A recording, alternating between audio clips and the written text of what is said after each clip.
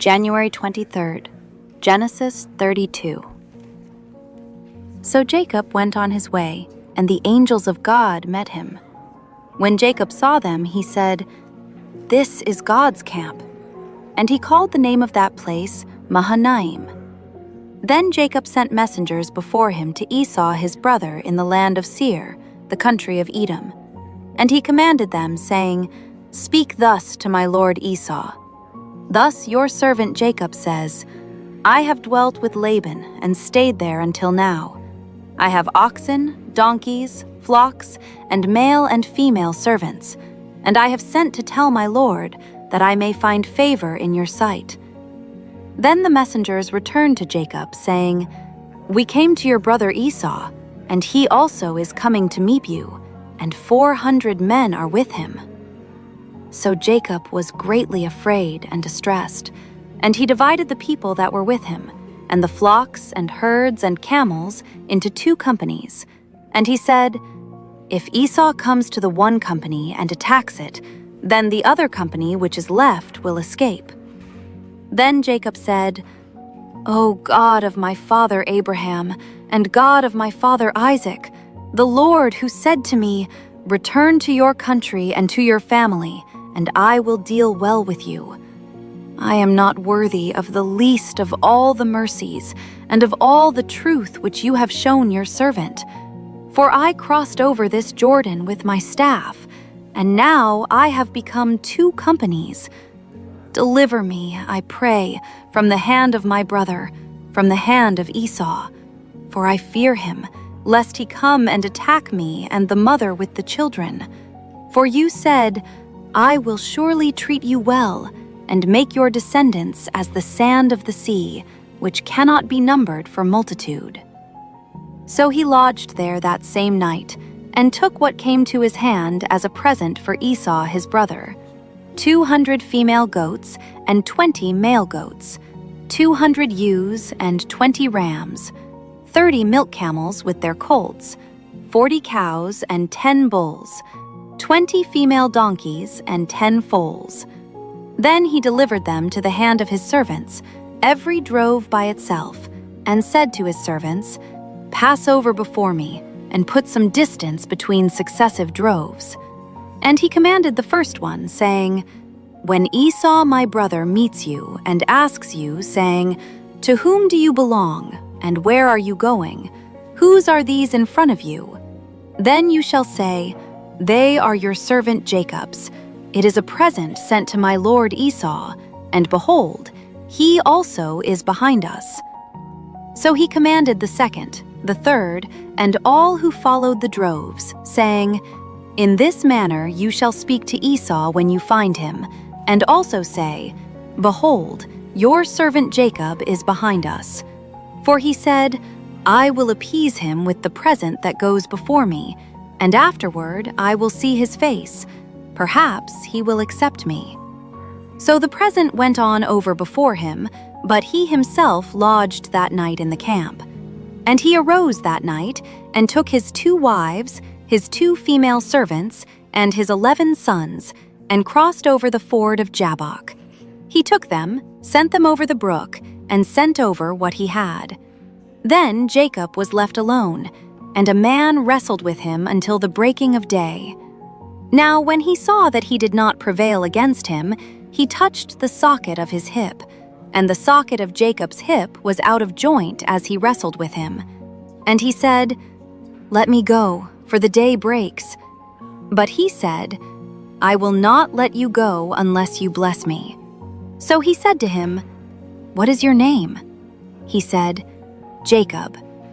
And he said, "Your name shall no longer be called Jacob, but Israel, for you have struggled with God and with men, and have prevailed." Then Jacob asked, saying, "Tell me your name, I pray." And he said, "Why is it that you ask about my name?" And he blessed him there. So Jacob called the name of the place Peniel, for I have seen God face to face, and my life is preserved. Just as he crossed over Penuel, the sun rose on him, and he limped on his hip.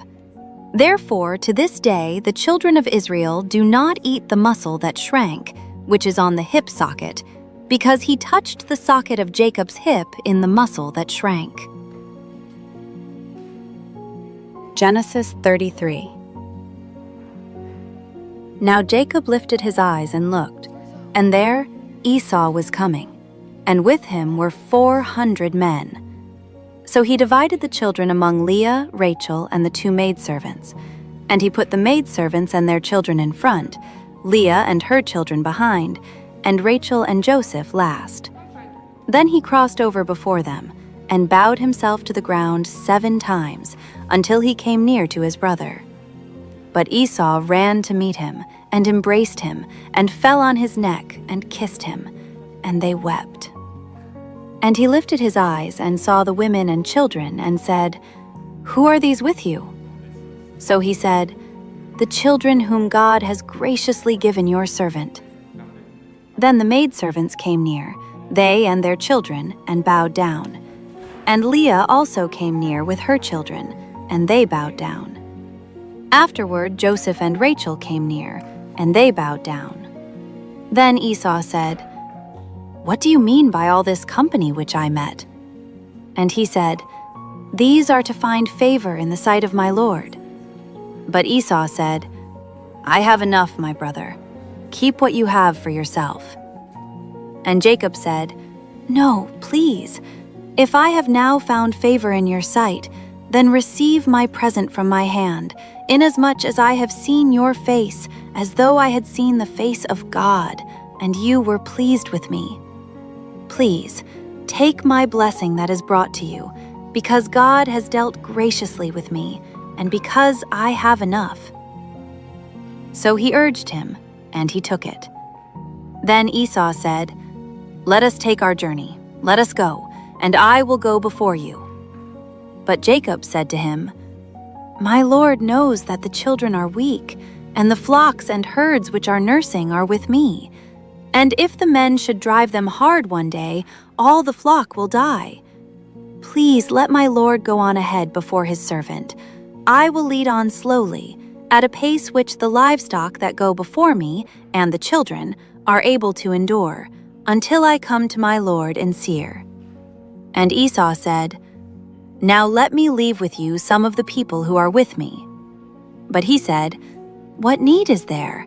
Let me find favor in the sight of my lord."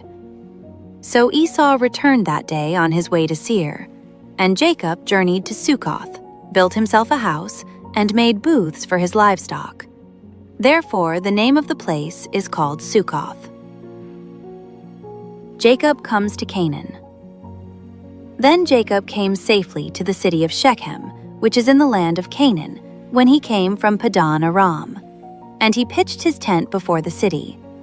And he bought the parcel of land where he had pitched his tent from the children of Hamor, Shechem's father, for 100 pieces of money. Then he erected an altar there, and called it El Elohe Israel. Genesis 34. Now Dinah, the daughter of Leah, whom she had borne to Jacob, went out to see the daughters of the land. And when Shechem the son of Hamor the Hivite, prince of the country, saw her, he took her and lay with her, and violated her. His soul was strongly attracted to Dinah the daughter of Jacob, and he loved the young woman, and spoke kindly to the young woman. So Shechem spoke to his father Hamor, saying, "Get me this young woman as a wife." And Jacob heard that he had defiled Dinah his daughter. Now his sons were with his livestock in the field, so Jacob held his peace until they came. Then Hamor, the father of Shechem, went out to Jacob to speak with him. And the sons of Jacob came in from the field when they heard it, and the men were grieved and very angry, because he had done a disgraceful thing in Israel by lying with Jacob's daughter, a thing which ought not to be done.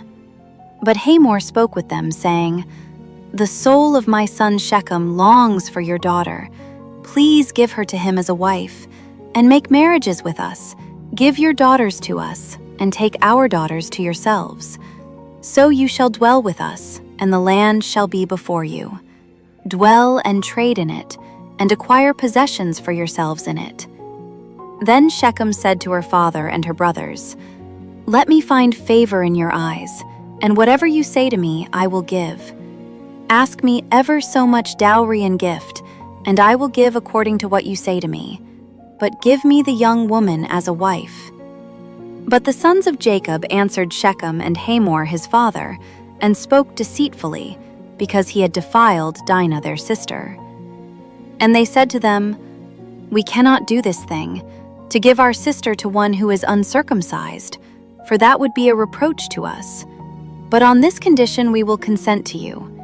If you will become as we are, if every male of you is circumcised, then we will give our daughters to you, and we will take our daughters to us, and we will dwell with you, and we will become one people. But if you will not heed us and be circumcised, then we will take our daughter and be gone." And their words pleased Hamor and Shechem, Hamor's son. So the young man did not delay to do the thing, because he delighted in Jacob's daughter. He was more honorable than all the household of his father. And Hamor and Shechem his son came to the gate of their city, and spoke with the men of their city, saying, "These men are at peace with us. Therefore let them dwell in the land and trade in it, for indeed the land is large enough for them. Let us take their daughters to us as wives, and let us give them our daughters. Only on this condition will the men consent to dwell with us, to be one people. If every male among us is circumcised as they are circumcised, will not their livestock, their property, and every animal of theirs be ours? Only let us consent to them, and they will dwell with us." And all who went out of the gate of his city heeded Hamor and Shechem his son. Every male was circumcised, all who went out of the gate of his city. Now it came to pass on the third day, when they were in pain, that two of the sons of Jacob, Simeon and Levi, Dinah's brothers, each took his sword and came boldly upon the city and killed all the males. And they killed Hamor and Shechem his son with the edge of the sword, and took Dinah from Shechem's house and went out. The sons of Jacob came upon the slain and plundered the city, because their sister had been defiled. They took their sheep, their oxen, and their donkeys, what was in the city and what was in the field, and all their wealth. All their little ones and their wives they took captive, and they plundered even all that was in the houses. Then Jacob said to Simeon and Levi, "You have troubled me by making me obnoxious among the inhabitants of the land, among the Canaanites and the Perizzites, and since I am few in number, they will gather themselves together against me and kill me. I shall be destroyed, my household and I." But they said, "Should he treat our sister like a harlot,